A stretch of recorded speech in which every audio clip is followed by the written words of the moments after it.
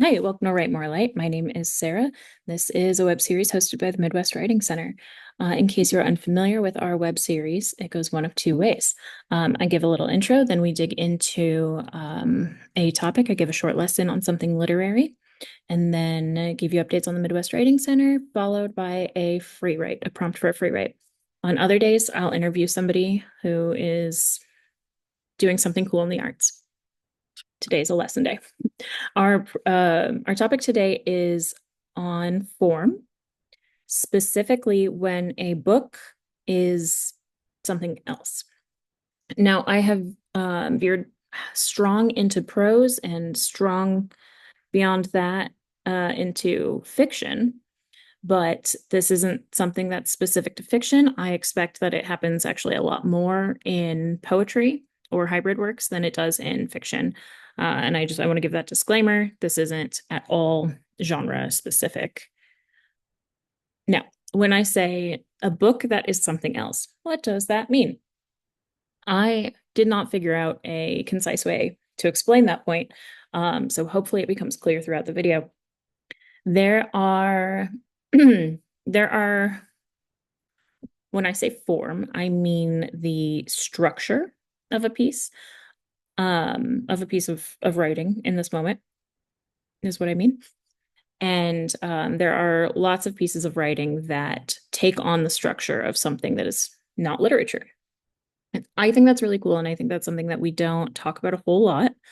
And also, it takes, if not a lot of skill, a lot of work. I think it's both. I'm going to dig into some examples and hopefully it becomes clearer what I'm talking about as we go on. I'm not talking about epistolaries. Epistolaries are books that are written as diaries, books that are written as letters. Sometimes you'll see it as text messages or emails. Yeah, so that's not what I'm talking about. That is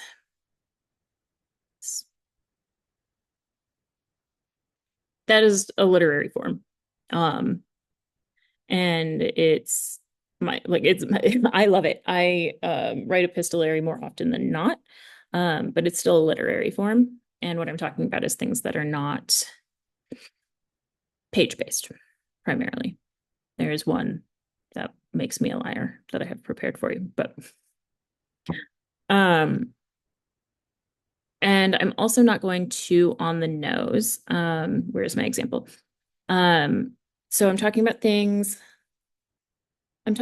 in which a narrative is sort of disguised as something. I'm sorry. I'm not talking about times in which a narrative is disguised as something else, but I am talking about a narrative that when you step away, you can see is something else. A little sad about that misspeak because it was definitely probably going to be confusing. But I specifically don't mean things that are narratives disguised as something else. And I have an example of something really gorgeous that is disguised as something else. It is called Architectural Survey Form 902 Sunset Strip. It's by Camellia Berry Grass. And it is not what we're going to be talking about today, but it is, you can see, a form that you would fill out for bureaucratic purposes. Now, the reason that this doesn't count for today's purposes is because what I'm looking for is something that would function like a form. The word form has come up too many times, but doesn't look like one visually. It will get clearer with time. Perhaps I should have done what we're not talking about later in the video. Now I'm bringing up the book In the Dream House by Carmen Maria Machado. Most of the pieces, so the whole premise of this book or conceit of this book is that each section is a different form. So a lot of them are literary forms. I'm just going to read the table of contents here. We're not going to focus on this book too long. So here's how the book goes. It's called In the Dream House. So each section is the dream house as something else. So The very first page, Dream House as Overture. It says, I'm not going to do this for the whole thing, but it's 2 lines. I never read prologues. I find them tedious. What if what the author has to say is so important, why relegate it to the paratext? What are they trying to hide? So it's also really good, like foreshadowing. Then we've got Dream House as prologue. I really thought there was a table of contents in here.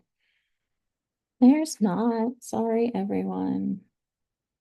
So we'll go until we find what I'm talking about. We've got Dream House as prologue, Dream House as not a metaphor, Dream House as picaresque, Dream House as perpetual motion machine. So in this, Machado is telling you what form you're looking at. But that's a really good example, perpetual motion machine. And then she writes that form. And that is then an illustration of what she's talking about, which is the dream house. Dream house as exercise and point of view, dream house as inciting incident. Those are both literary terms. Dream house as memory palace, dream house as time travel, dream house as stranger comes to town. These are all literary terms. Dream house as lesbian cult classic, dream house as famous last words, dream house as confession, dream house as dreamboat, dream house as luck of the draw, dream house as road trip. That's another one. Although I want to say that would be different from a road trip story. Dreamhouse as romance novel, Dreamhouse as deja vu, Dreamhouse as Bildungsroman, that is coming of age. Bildungsroman means coming of age story. Don't know why people use that word. It is so hard to say. Dreamhouse as folktale taxonomy. I think taxonomy is really clever. But I cannot talk about it. Dreamhouse as menagerie. That's a fun one. Dreamhouse as daydream, Dreamhouse as omen, Dreamhouse as erotica, Dreamhouse as noir. Honestly, any section of this book would make a beautiful prompt. That is just to say there are so many options, and many of hers are specifically literary forms or tropes, but many of them are not. I think perpetual motion machine is a really clever one. Shipwreck is a good one. Choose your own adventure. That's a literary form, of course. And I did meet someone once, like a real life person who wrote one, and I will never forget. That actually is, I'm going to name drop him. He's local to Moline, James Patrick Schmidt. And it was really good. Libretto, murder mystery, stopgap, apocalypse. I don't think apocalypse has like a form you can follow, but yeah, lots of great things come out of this book, and that's why I actually don't plan on spending too much time on it, because I think that you can go for it and discover that all on your own. So what we are talking about, I'm going to go into something really straightforward first. We're going to start with straightforward. Lexicons. Now, that is a written form. That was the thing I was thinking kind of makes me a liar. It's a written form. It is not a literary form. And I think that is a huge difference, because a lexicon's a dictionary, but it's like a dictionary specific to the user, sort of like a jargon dictionary. And there are lots of these out there. I could only think of 2 when I was preparing this, and I tried to use a search engine to assist me, and it did not assist me. So I think a lexicon is a really, really clever one, because you expect it to be written, right? You expect dictionaries to be books. But then building a narrative out of definitions is, I think, probably a Herculean task. All of these forms that I'm going to be bringing up, I would love to do it as an exercise, but I think it is just so daunting that I would have to stop at exercise unless I got really motivated. And maybe I will. That would be great. So, an example of a lexicon that I've read is called The Lover's Dictionary by David Levithan. He's usually a YA author. Often his stories are queer, and The Lover's Dictionary is a lexicon. It goes through, it defines a word, and then you sort of see a story develop about about a pair of lovers. Now, what's interesting about that one is it is not chronological. So you sort of get breadcrumb hints throughout it of the shape of the relationship, but it's because it's not chronological, right? It's alphabetical. You don't you don't necessarily get the moves in the obviously in the order you expect. Another one, and I have not read this one. I own two copies of it, which if you're familiar with this book, you'll understand why. Um, Dictionary of Khazars, by Milorad Pavic. Don't know. Um, Now this the reason there are two versions of the book and they are apparently only slightly different and apparently it matters a lot. um but it takes it's a lexicon. It takes it's more like an encyclopedia, I guess, than a dictionary. It'll take a term and it'll expound on it. And that's really I mean, I just think it's so clever. Um yeah, so it's dictionary of quotations and encyclopedic. Very cool. Maybe one of you will make a book club with me and get through either the red or blue version together. Yeah, so I bring up lexicon first, or kind of bring up lexicon first because I think it's the most straightforward, easy to understand of forms because we all know what a dictionary is, right? Um, and then sort of a small swerve, just a little baby swerve away from that is a book that I thought I bookmarked. Okay, we're gonna do some screen sharing. Because this one I pulled up on Google Books.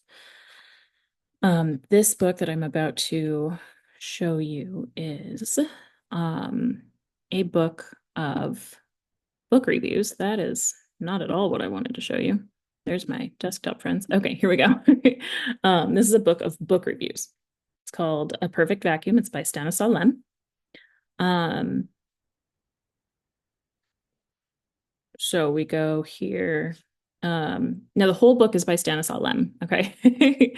um, and so each of these other people reviewing these books, as far as I know, these people don't exist, and I know for sure that these books don't exist. So throughout these book reviews, um, yeah, so the first one is a review of this book itself. So very meta there. He builds a narrative through these book reviews, um, which don't exist. And then, as such, there's also a cultural history that he's working with, that he's inventing. Um, I think this is a very cool project, and I cannot begin to imagine how that's done. And then another really cool one. This one's really popular. Came out, I don't know, relatively recently, definitely like the last 5-10 years. Is Horror Store. Grady Hendrix is a really popular horror writer. Um, and this book is structured like well, if it's not clear that he's sort of looking at IKEA, then you're not familiar with IKEA. So it's set up as a catalog for a furniture store. And so these are all product names, right? And there's narrative, there's regular prose text within them. So these chapter headings sort of preface the coming chapter, but it's just about furniture, right? Except the coming chapter is about, I think, zombies. Yeah, zombies. So those are two that I feel like mm, I'm starting out I'm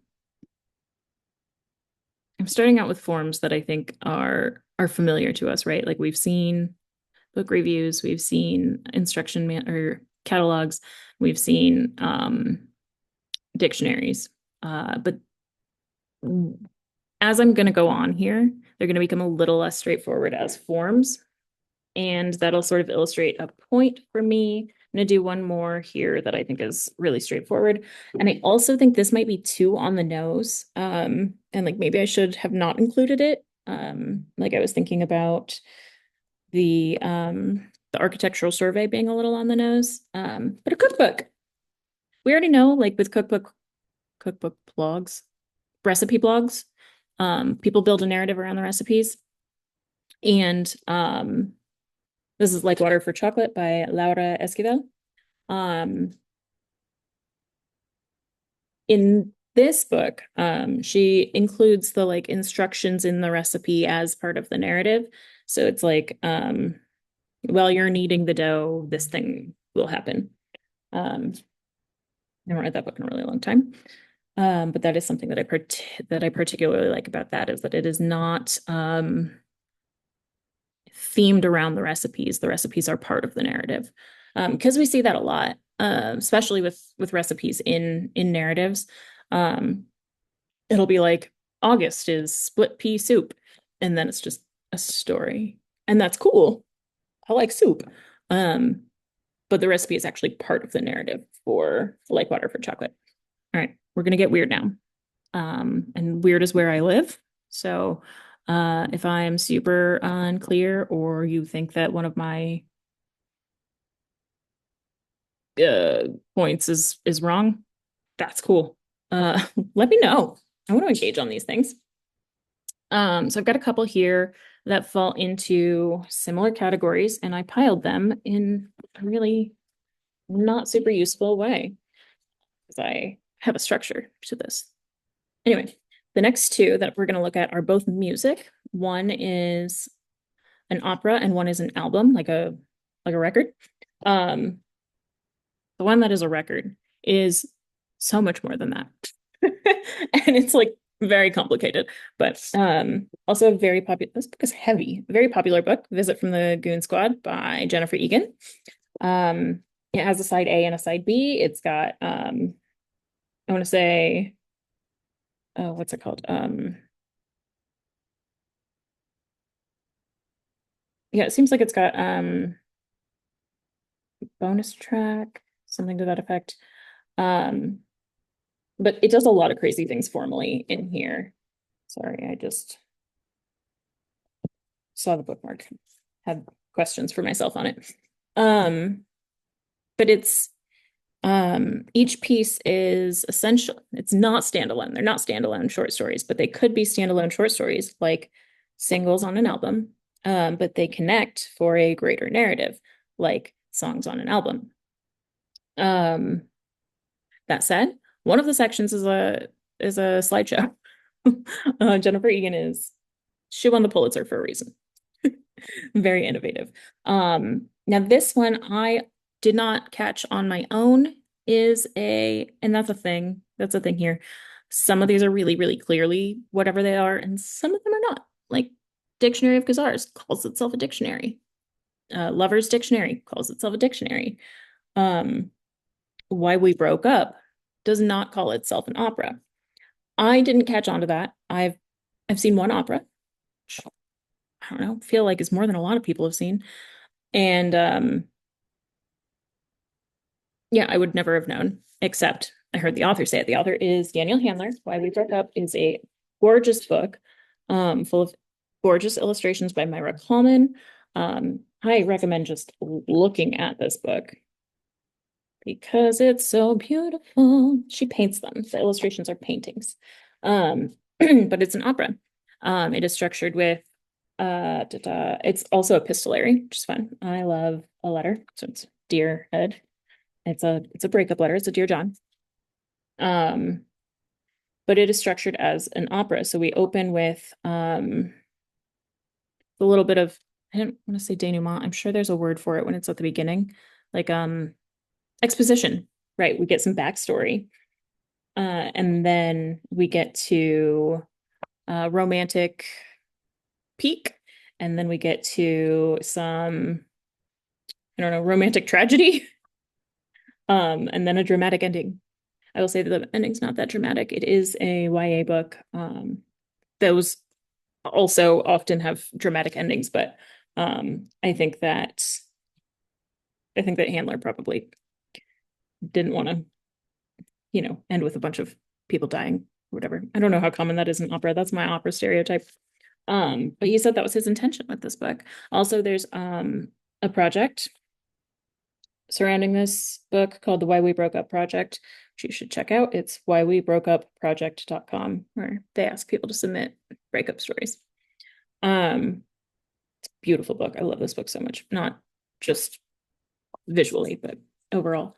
We talked with an opera singer a while back. And I wanted to talk about the form of the opera because of this book. And I, I don't retain information flawlessly or anything. So I still don't know totally what an opera is supposed to look like. But if you want to, this might be an example.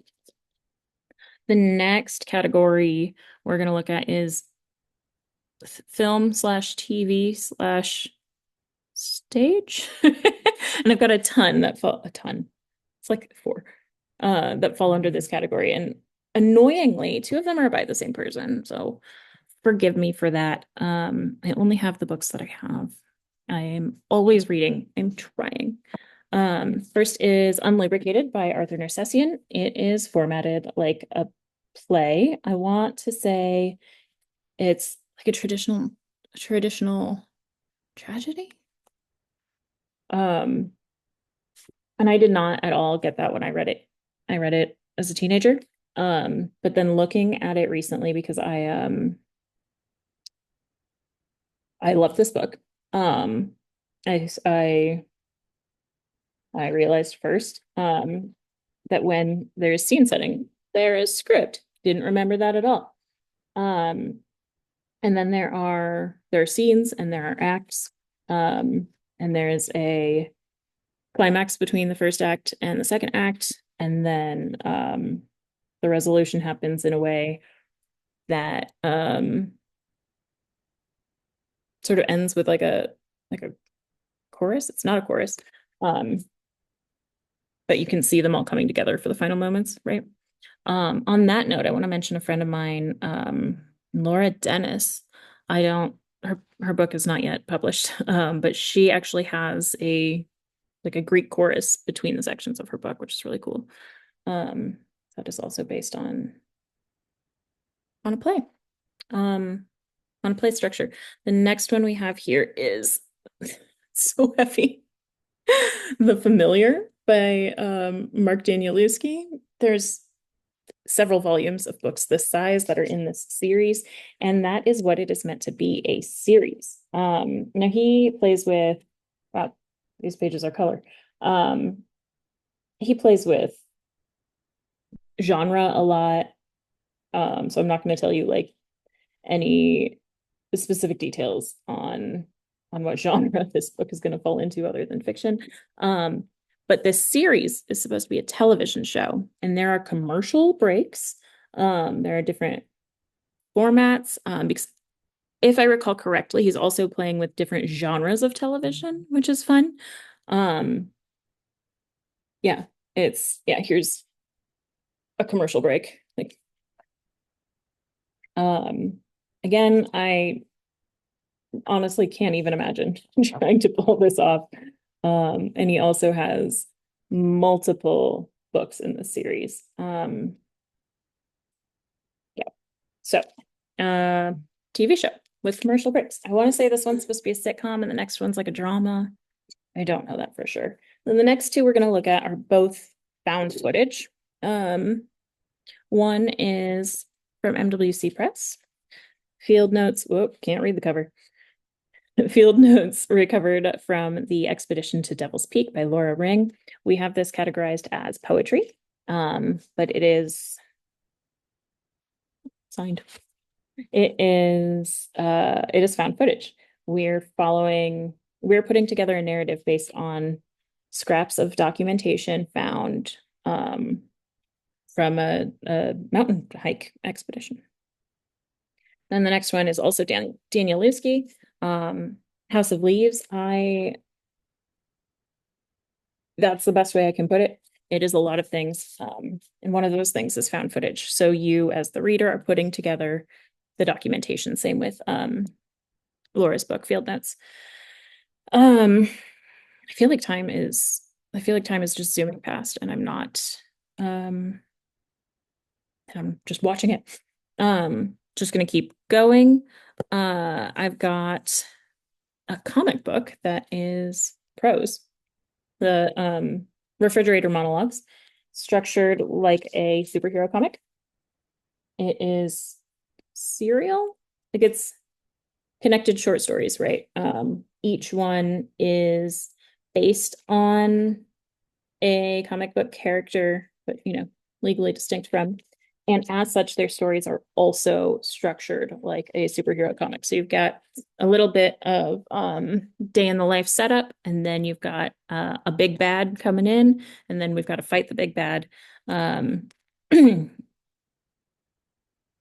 yeah, it plays with the trope of the refrigerator woman, which is a romantic interest of the superhero who dies, and the purpose of the death is specifically to um, show us like emotional development, character development from the hero.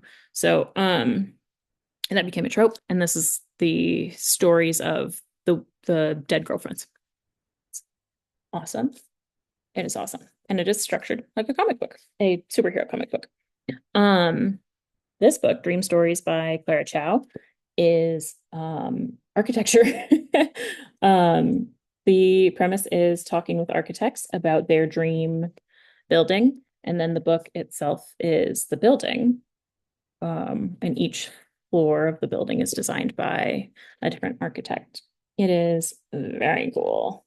Clara Chow's books are all sort of different forms, but this is um, the one I have. I have a book of her short stories, but it's short stories. And then I've got a travel log. And what's fun about the travel log, it's called The Mad Feast by Matthew Gavin Frank, is that it's about food. So this could seem like it's a recipe book. And it is like it has recipes in it, but it's a travel log. Um, he's like, I don't know if this is nonfiction. It's essays. But the stories he tells are not necessarily like um his own. Like they seem a little bit invented. And I think he says something to that effect where like he'll refer to many characters as grandparent, and they're not any of them his grandparents, right? Um, yeah. Um, so that's a really fun one because the only like I've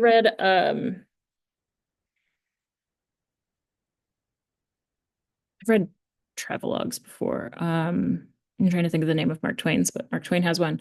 Of course, anyone on like travel TV shows or food travel TV shows will, I mean, those are all travelogues, but they often have books too. All right, so those are my example books. Now we're going to talk about that. Um, so I wanted to first introduce the concept in case folks are unfamiliar with the idea that some books are not books. Um, or some essays are not just essays, some poems are not just poems, etc. Um, and then give examples of like the many things they can be, right? Um,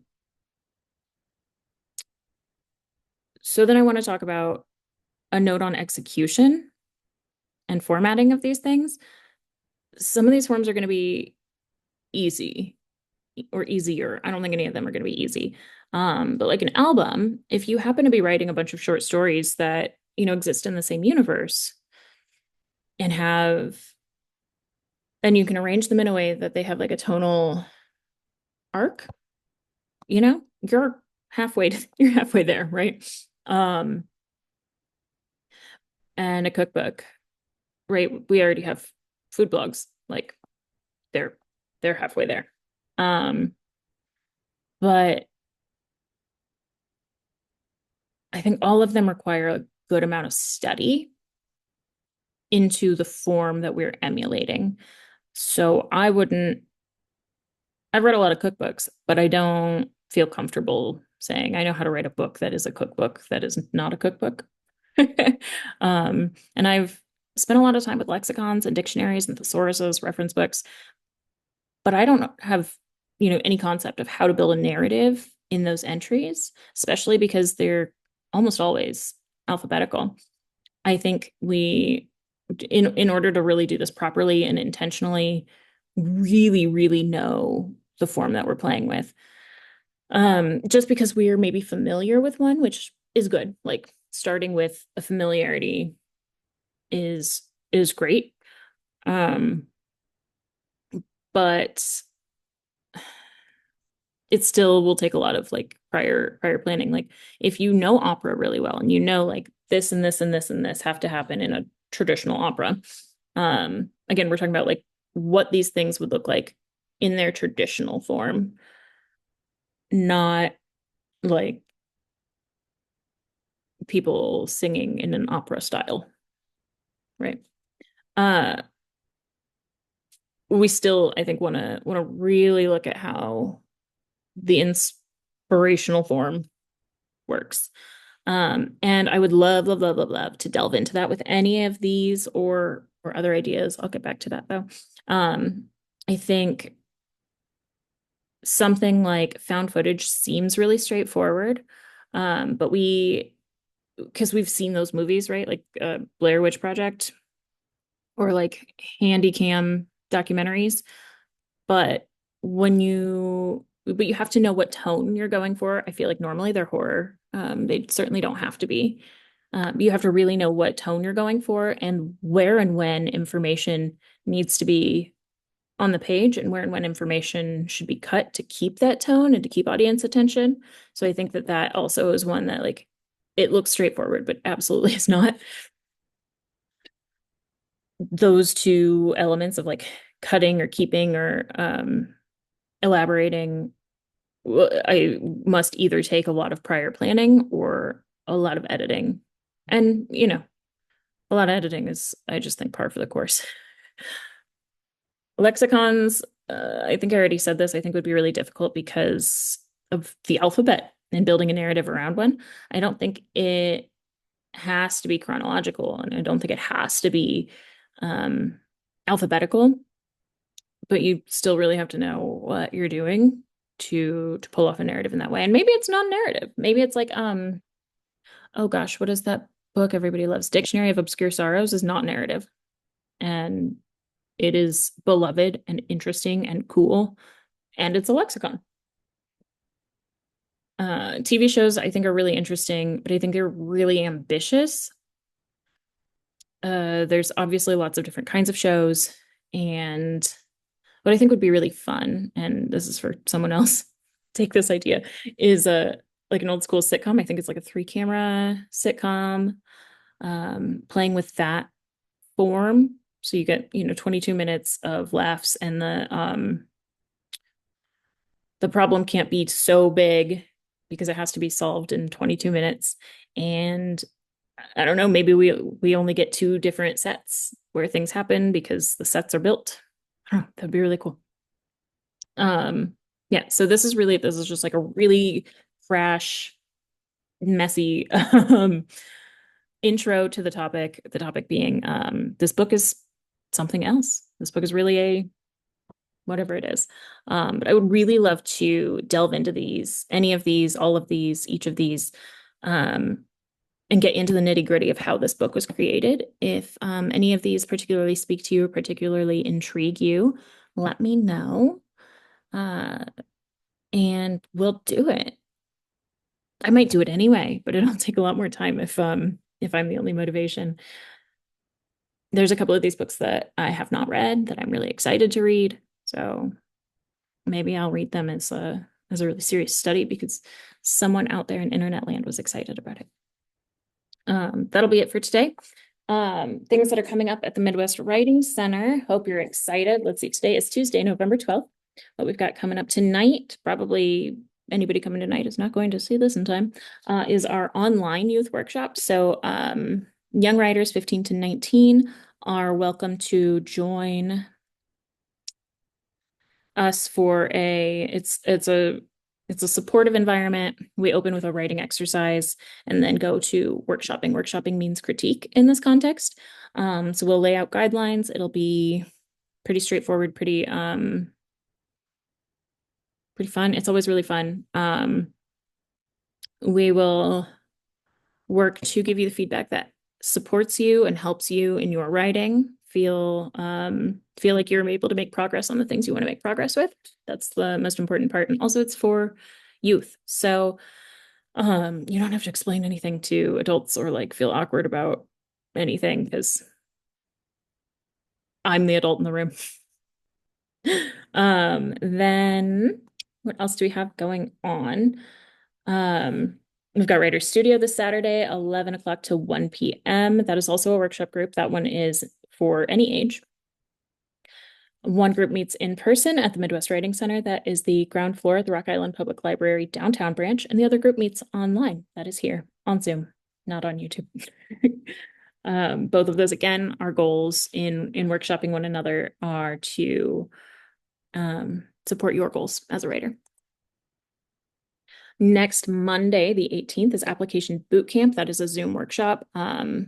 Jeffrey Wolf, who has won a bajillion residencies and fellowships, will teach us how to find the appropriate opportunities for us and how to get them. I'm really excited about that because I want that advice. Next Tuesday, the 19th, we've got our in-person youth workshop. Again, that's at the Writing Center. You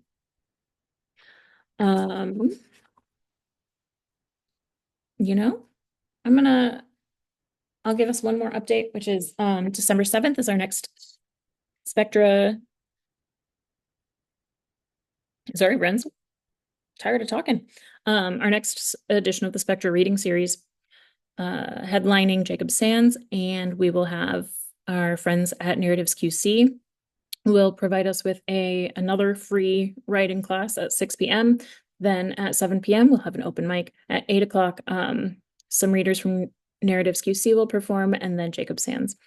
Again, that's free. That's at Roz Talks, which is at 2108 3rd Avenue, Rock Island. It's going to be great. It's going to be the last Spectra reading of the year and full of good vibes. So today's writing prompt, I'm sure you are shocked. I would like you to just start, set 5-10 minutes on a timer, write whatever comes. It can be a poem, a journal, story, whatever comes is great. The idea is to get writing. I would like you to write an album. Start writing an album. Thanks for hanging out with me. As always, please write more light into your life.